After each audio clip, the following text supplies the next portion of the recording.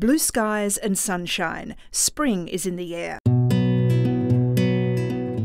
But for farmers here in the heart of Western Australia's wheat belt and throughout Australia's grain-growing regions, those clear skies spell an anxious time in the season. So this is a plot of wild catching wheat. It's one of the more susceptible types of wheat within the trials. It's just flowering at the moment, but you can see we had some frosts on the 6th of September and some of that damage is starting to come through. This is the frost window, late winter to early spring. With worrying signs, the window is extending later into the growing season. Every year, crop yield worth an estimated $360 million around Australia succumbs to frost, especially around the southern and western cropping regions. In WA, when we get a frost, it's estimated that the impact's about 100 million a year. In recognition of this significant problem, GRDC has increased its financial commitment to frost research to $3 million annually, helping scientists like Ben and his team at Wickerpen find ways to reduce the risk. This weather station collects measurements of air temperature, wind and radiant heat losses and gains from the canopy, and when a frost occurs, triggers an early wake-up call for Ben. So last night, 3 of us who work on the trial, we all got a frost message, national trial frost event at 4:05 AM this morning. So we need to know that so we know when we need to come out and actually tag the trial. The team looks for the heads which have just reached flowering and tags them, as they are the most susceptible to frost damage. And we go through and we actually identify every plot that's flowering on that day, and we go through and we tag about between 30 and 60 heads within that individual plot. And we monitor those for the next 6 weeks, collect those heads and then take them back to the laboratory and look at grain set.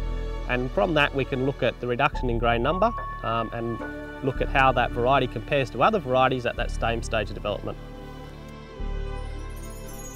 Under severe frost, all commercial varieties are equally susceptible, resulting in 100% sterility.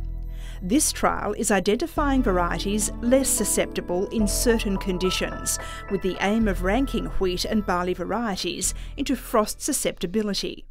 So this system we hope to be able to give to growers so that they can tell before they adopt some of their newer varieties whether it's going to be a susceptible like a wild catcham type or whether it's going to be a little bit more tolerant, a little bit less susceptible like a Yip type. Gregory is an Australian prime hard variety, showing higher levels of frost tolerance than wild catcham.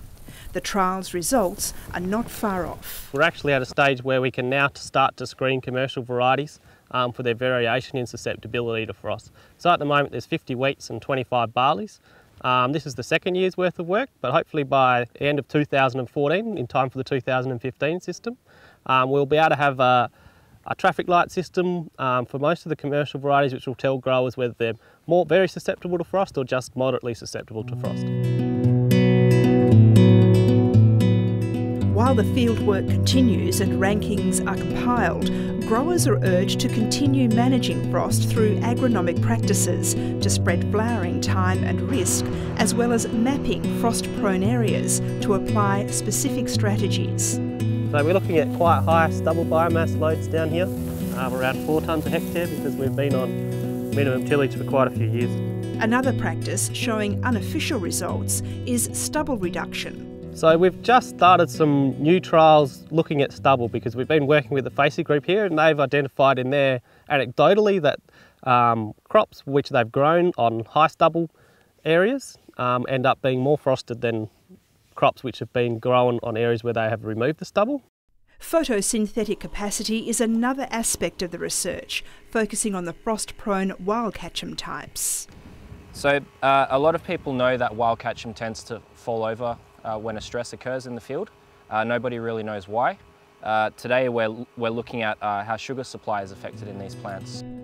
Identifying genetic variations to breed new and more frost-tolerant varieties is part of long-term research. But just as farmers can reliably determine disease ratings, Ben and his team will soon offer the same information for frost. But yeah, it'll be a while away. I mean, at the moment, growers can look forward to knowing the susceptibility of their varieties within 2 to 3 years for wheat and barley. It's going to be a lot longer process for actually developing frost tolerance per se, and also trying to unravel those management impacts.